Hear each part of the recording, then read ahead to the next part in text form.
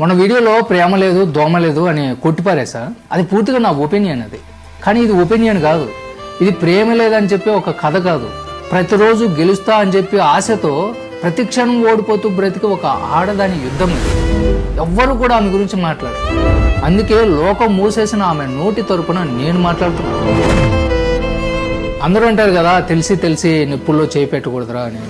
కానీ ఆ మంట అంటుకుంటూనే ప్రాణం ఉన్నట్లు అనిపిస్తే, ఆ కాలిపోవడమే ఒక భయంకరమైన సుఖం అనిపిస్తే ఎవడాపగలడు? ఆమె ప్రేమించేది ఒక పెళ్ళైన మగాన్ని లేదా ఇంకొక అమ్మాయి సొంతమైన మగాన్ని. ప్రేమ పుట్టేటప్పుడు పర్మిషన్ అడిగి పుట్టదు కదా. అప్లికేషన్ పెట్టి అప్రూవల్ తెచ్చుకోదు. అదొక యాక్సిడెంట్, చెప్పి రాదు.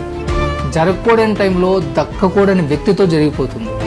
ఇక్కడ దెబ్బ తగిలింది ఆమెకే, రక్తం కారుతున్నది కూడా ఆమెకే.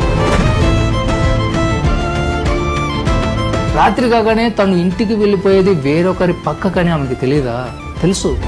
కానీ విచిత్రం ఏమిటంటే, ప్రేమించకూడదని తెలిసి ప్రాణం పెట్టడం, తను దక్కడు అని తెలిసి కూడా ఎగబడి ఆశపడటం.